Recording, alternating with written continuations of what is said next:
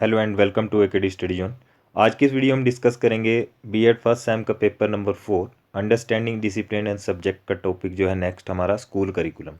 तो ये जो स्कूल करिकुलम है, यहाँ से आपको एक क्वेश्चन जो है 16 मार्क्स में आता है कि what is school curriculum, nature, basic element of curriculum, या फिर इसमें आपसे पूछ लिया जाएगा nature and role of the curriculum. ठीक है, तो यहाँ से एक 16 मार्क्स का आपके पास एक क्वेश्चन तैयार होगा।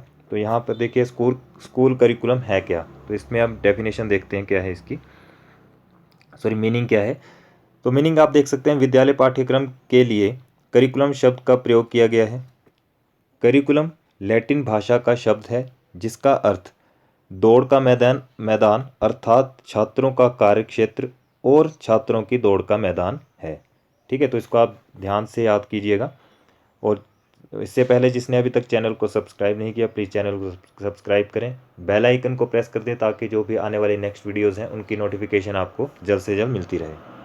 तो देखिए क्या है मीनिंग, विद्यालय पाठ्यक्रम के लिए करिकुलम शब्द का प्रयोग किया गया है। अब जो करिकुलम है वो लैटिन भाषा का शब्द है जिसका अर्थ है दौड़ का मैदान अर्थात छात्रों का कार्यक्षेत्र और छात्रों की दौड़ का मैदान।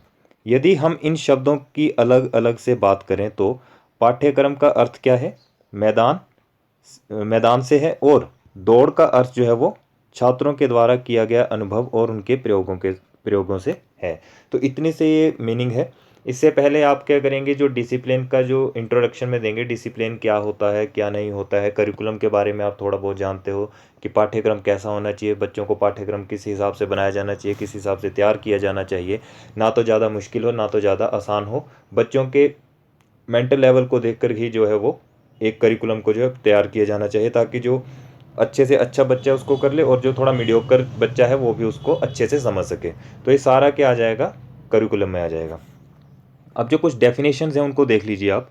एनएन के अनुसार क्या है, पाठ्यक्रम वातावरण में होने वाली क्रियाओं का योग है। अब डेफिनेशन कोमा और इन्वर्टेड कोमा से ही आपने स्टार्ट करनी है, अगर नहीं आती है तो आपने डायरेक्ट क्या करना है, उसको लिख देना है। ठीक है, तो पाठ्यक्रम वातावरण में होने वाली क्रियाओं का योग है। दूसरी डेफिनेशन हमारे पास है कनिंघम के अनुसार, पाठ्यक्रम कलाकार, यहाँ देखिए पाठ्यक्रम कलाकार, कलाकार कौन है, शिक्षक है, के हाथ में एक यंत्र है जिसे वह अपनी सामग्री, अब सामग्री किसे दे रहा है, वो शिष्य को, अपने आदर्श आदर्श यानी कि लक्ष्य को पूरा करने के लिए के अनुसार अपने कलागृह, अब कलागृह क्या है आपका, विद्यालय में मोड़ता है। तो एक बार दोबारा देख लीजिए, पाठ्यक्रम कलाकार शिक्षक के हाथ में एक यंत्र है जिसे वह अपनी सामग्री शिष्य को अपने आदर्श लक्ष्य के अनुसार अपने कलागृह विद्यालय में मोड़ता है। यानी कि कलाकार यहाँ पर शिक्षक है, सामग्री यहाँ पर शिष्य है, और जो आपका आदर्श यानी कि जो आपका लक्ष्य है वो यहाँ पर, आदर्श क्या है, लक्ष्य है, यानी कि आपने जो टीचर बनना है। ठीक है, और जो आपका कलागृह है वो विद्यालय से यहाँ पर डिनोट किया गया है। अब देखते हैं स्पेल्डिंग के अनुसार क्या है। स्पेल्डिंग के अनुसार है, पाठ्यक्रम एक योजना नीति है जिसके द्वारा विद्यालय शिक्षा के लक्ष्यों को कोहरा करने का प्रयत्न कर रहे हैं। कोहरा यानी कि इकट्ठा करने का प्रयत्न कर रहे हैं। भुवेशर के अनुसार क्या है, पाठ्यक्रम एक दौड़ का पथ है जिस पर प्रत्येक को लक्ष्य या अध्ययन के पाठ्य विवरण तक पहुंचने के लिए दौड़ना पड़ता है। यानी कि उसको पूरा करने के लिए वहाँ पर वो दौड़ना, एक किस्म से दौड़ ही है, पाठ्यक्रम को पूरा करना, उसको याद करना, उसको समझना, वो सारे क्या है, एक दौड़ है। ठीक है, तो इसकी जो नेक्स्ट डेफिनेशन है टेलर के अनुसार, तो यहाँ पर मैंने 3-4 लिख दिया, आपको जो इजी लगे आप 2 आराम से लिख सकते हो। ठीक है, पाठ्यक्रम को कार्य क्रिया के लिए योजना या एक लिखित दस्तावेज जिसमें इच्छित लक्ष्य या अंत की योजनाएं शामिल हो, कहा जा सकता है कि वो क्या है, एक पाठ्यक्रम का रूप है। ठीक है, तो ये 4-5 डेफिनेशन थी। अब बात करेंगे हम जो इसमें नेक्स्ट आएगा, nature and basic element of curriculum. ठीक है, तो इसकी जो नेचर और बेसिक एलिमेंट क्या है करिकुलम की, तो फर्स्ट आप देख सकते हैं उद्देश्य है, दूसरा विषय वस्तु है, तीसरा आपके पास शिक्षण विधियां हैं, और चौथा आपके पास मूल्यांकन है। ये 4 जो पॉइंट है आपने क्या करना है, फ्लो चार्ट के हेल्प से बनाना है। ठीक है, फ्लो चार्ट बनाओगे आपको मार्क्स अच्छे मिलेंगे। अब उसके बाद क्या करो, इन पॉइंट्स को आप एक्सप्लेन कर दो। अब उद्देश्य क्या है हमारा, देखिए उद्देश्य में क्या आ जाएगा, उद्देश्य एक ऐसा शब्द है जब भी हम किसी कार्य को करने लगते हैं, ठीक है, तो उसके लिए हम कुछ ना कुछ उद्देश्य जो है वो रखते हैं। कोई भी हम कार्य करेंगे उसके लिए उद्देश्य रखेंगे। जैसे कि इस समय हमारा उद्देश्य क्या है, हमारा उद्देश्य है यहाँ पर एक सिर्फ एक अच्छा अध्यापक बनना, जो सिर्फ हमें कौन बना सकता है, एक वही अध्यापक बना सकता है, और वही एक एक अध्यापक ही हमें क्या कर सकता है, अच्छा अध्यापक बना सकता है, अच्छी शिक्षा दे सकता है, तभी हम क्या करेंगे, अच्छा अध्यापक बनेंगे। ये सारी बात किस में आ गई, उद्देश्य में। यहाँ आपको ये पॉइंट समझ आ गया होगा कि उद्देश्य का मतलब क्या है, कि जो भी आप उद्देश्य लेकर चलते हैं, इस समय आपका उद्देश्य टीचर बनना है, तो एक अच्छा अध्यापक ही आपको एक अच्छे टीचर बना सकता है और वही अच्छी शिक्षा दे सकता है। दूसरे पॉइंट की बात करते हैं, विषय वस्तु। जो विषय वस्तु है यहाँ पर क्या होगी, जब बच्चा छोटा होता है, ठीक है, तब उसे स्कूल में A to Z या फिर अ से ज्ञ आदि सिखाया जाता है। उसके बाद बच्चा जैसे बड़ी कक्षा में जाएगा, ठीक है, बड़ी क्लासेस में जाएगा, उसे क्या होगा, SST, मैथ, साइंस, ये अलग अलग सब्जेक्ट जो उसको लगना शुरू हो जाएंगे, तो वो सारी क्या होगी, एक किस्म से विषय वस्तु होगी। नेक्स्ट हम पॉइंट की बात करते हैं, शिक्षण विधियां। अब शिक्षण विधियां क्या है, एक अच्छे अध्यापक का कर्तव्य क्या होता है कि बच्चे को अच्छी शिक्षा दी जाए, ठीक है। अगर किसी विद्यार्थी को कुछ समझ नहीं आ रहा है, तो उसके लिए अध्यापक का ही एक फ़र्ज़ होता है कि वो किसी दूसरी विधि से भी जो है बच्चों को शिक्षा शिक्षा करवाए, यानी कि किसी और मेथड से जो है बच्चे को वो टॉपिक जो है अच्छे से क्लियर करें। अब इसमें कोई और मेथड क्या हो सकते हैं, जैसे आप देख सकते हैं कुछ टीचर जो हैं, अगर किसी बच्चे को टॉपिक समझ नहीं आया, तो वो क्या करते हैं, मॉडल की हेल्प से या फिर चार्ट की हेल्प से उस चीज़ को, या फिर थ्रू PPT या फिर कुछ भी बोल सकते हैं आप, तो वहाँ से उन बच्चों को जो है उस टॉपिक को क्लियर करने की वो ज़्यादा से ज़्यादा कोशिश करते हैं, ताकि बच्चों को आसानी से वो टॉपिक अच्छे से समझ आ सके। अब जो लास्ट पॉइंट है इसमें, मूल्यांकन। अब मूल्यांकन कैसे किया जाएगा, ठीक है, निचोड़ सभी चीज़ों का जो भी है वो अध्यापक द्वारा क्या किया जाएगा, बच्चों को पढ़ा दिया जाता है, ठीक है। अध्यापक को उसका मूल्यांकन भी करना पड़ता है। अब जो आपने पढ़ाया उसके लिए आप क्या करोगे, बच्चों का मूल्यांकन करोगे। कैसे करोगे, कि बच्चे को कितना समझ आया है या नहीं आया है, तो आप क्या करेंगे, बच्चे से क्वेश्चन पूछेंगे, ठीक है। आप बच्चे से उस क्लास में क्वेश्चन पूछेंगे जो भी आपने टॉपिक पढ़ाया। अगर बच्चा आपको सही से आंसर देता है तो आपकी टीचिंग क्या है, इफेक्टिव है। अगर आपका बच्चा जो है वो सही से आंसर नहीं दे पाता, तो आप में कुछ कमी है, आप उस कमी को क्या करेंगे, सुधारेंगे और बाद में उसको और अच्छे ढंग से उस चीज़ को जो है समझाने की कोशिश करेंगे। तो ये सारी बातें क्या हैं, एक nature and basic element of curriculum की हैं। इन पॉइंट्स को आप अच्छे से नोट डाउन कर लीजिएगा, जो भी मैंने बातें कही हैं उन्हें आप आराम से लिख लीजिएगा, ठीक है। चाहे आप वीडियो को स्लो करके लिखें, चाहे आप पॉज करके लिखें, लेकिन इन बातों को आप आराम से लिखिए, ठीक है। जो भी मैंने यहाँ पर पॉइंट डिस्कस किए हैं, अगर आप पॉइंट टू पॉइंट वही बातें लिख देंगे तो आपको मार्क्स अच्छे मिलने वाले हैं। अब बात करते हैं नेक्स्ट इसमें, nature and role of school curriculum, यानी कि विद्यालय पाठ्यक्रम की प्रकृति तथा भूमिका। तो ये सारा क्वेश्चन जो आपका 16 मार्क्स का तैयार हो रहा है, ठीक है। अब इसमें जो पॉइंट्स आएंगे ये भी आपने फ्लो चार्ट में बनाने। पहला पॉइंट क्या है, अनुदेशन। दूसरा पॉइंट है सामाजिक, राजनीतिक एवं बौद्धिक संदर्भ। ये 3-4 पॉइंट है इसके, ये भी आपने क्या करने हैं, आराम से फ्लो चार्ट में बनाने। तीसरा पॉइंट है अनुशासन ज्ञान।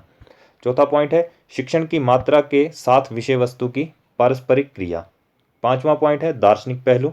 छठा पॉइंट है अत्यधिक पाठ्यक्रम। अब ये पॉइंट याद करना आपका काम है, और एक्सप्लेन अब हम इस वीडियो में अब करेंगे, ठीक है। तो एक एक करके इन पॉइंट्स को हम एक्सप्लेन करते हैं। तो फर्स्ट पॉइंट क्या था हमारा, अनुदेशन। देखिए अनुदेशन क्या है, जो भी आप बच्चे को पढ़ाते हैं उससे बच्चे की नीड पूरी हो रही है या नहीं हो रही है, वो क्या आ जाएगी अनुदेशन में, ठीक है।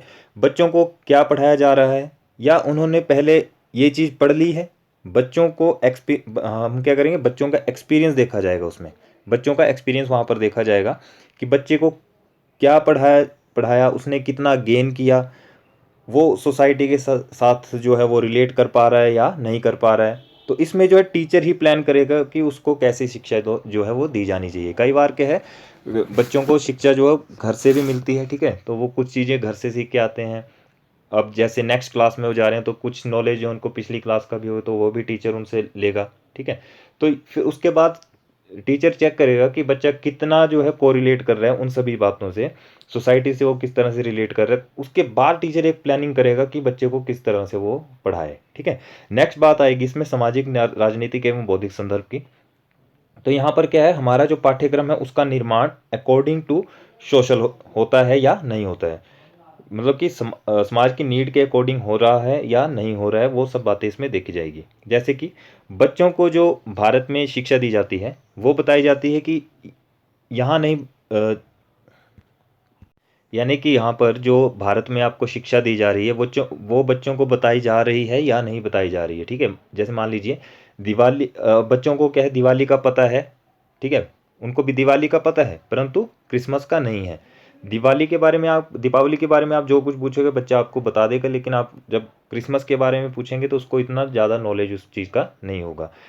अकॉर्डिंग टू जो सोशल है, यानी कि समाज के अकॉर्डिंग हम क्या करेंगे, विद्यार्थियों को शिक्षा देंगे।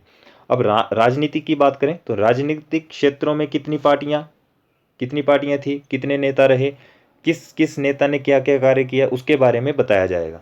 तो ये राजनीतिक में आ गया। पाठ्यक्रम में बदलाव होगा, पाठ्यक्रम में अब चेंजिंग भी होती हैं।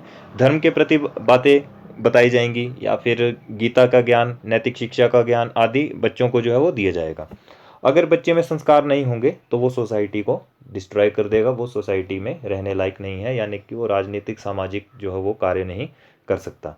तो इन पॉइंट्स को आप बड़े ध्यान से सुनिएगा, अच्छे से लर्न कीजिएगा। देखिए मैं इस पॉइंट को दोबारा एक्सप्लेन कर रहा हूँ।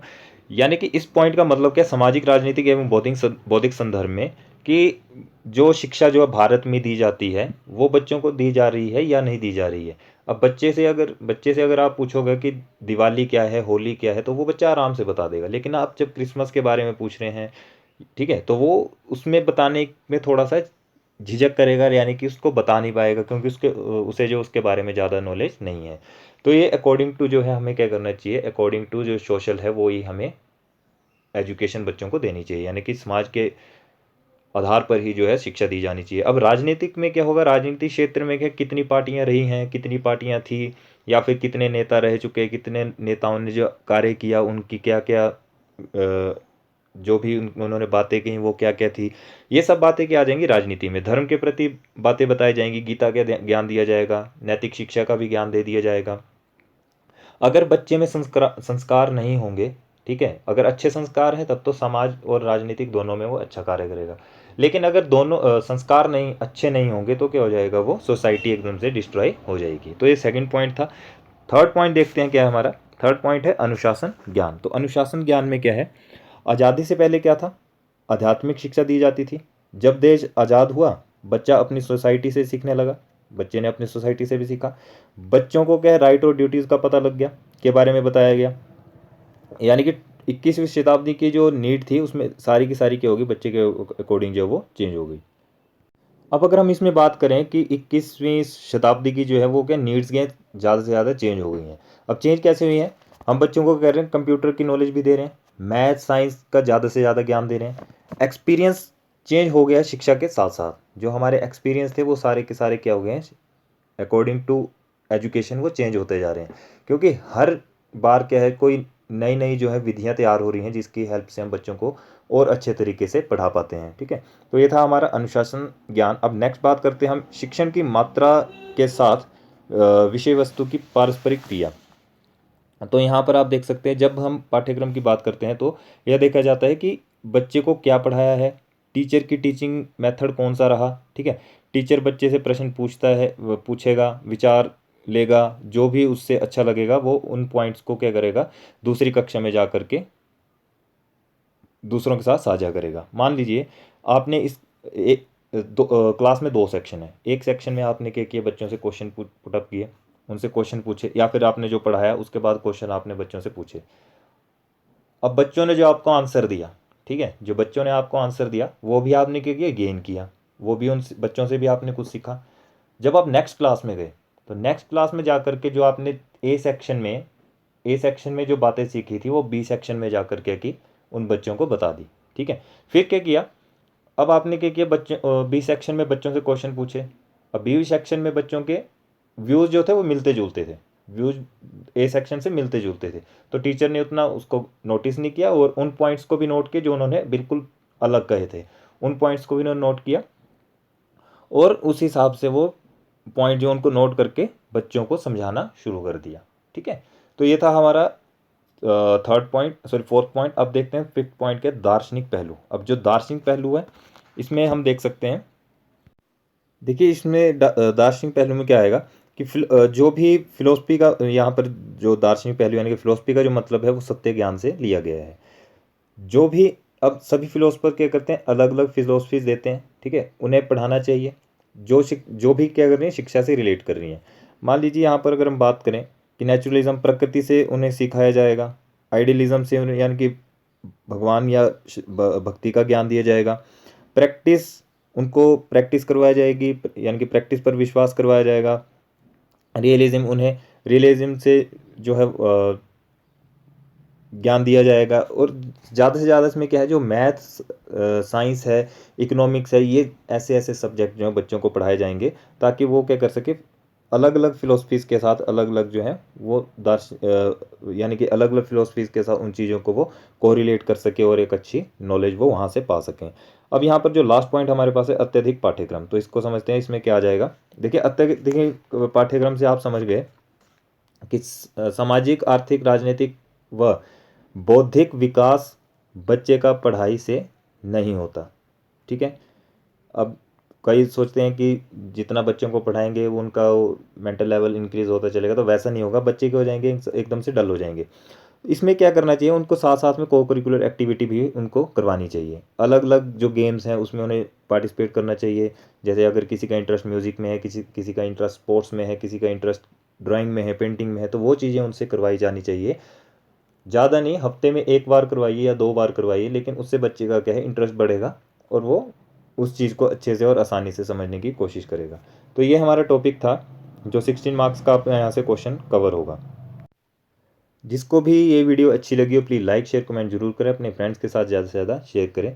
फिर मिलेंगे हम इसकी नेक्स्ट वीडियो में। नेक्स्ट वीडियो में हम इस डिस्कस करें कि विषय केंद्रित पाठ्यक्रम क्या है, उसकी विशेषताएं क्या हैं, उसकी कमियां क्या हैं। तो ये भी हम अलग से इस टॉपिक को डिस्कस करेंगे। तो तब तक के लिए थैंक्स। और ये वीडियो अच्छी लगी प्लीज़ लाइक शेयर कमेंट जरूर कर दे अपने फ्रेंड्स के साथ, ताकि उनके भी एग्ज़ाम के लिए जो है वो हेल्प हो सके। मिलते हैं फिर नेक्स्ट वीडियो में। Thanks for watching.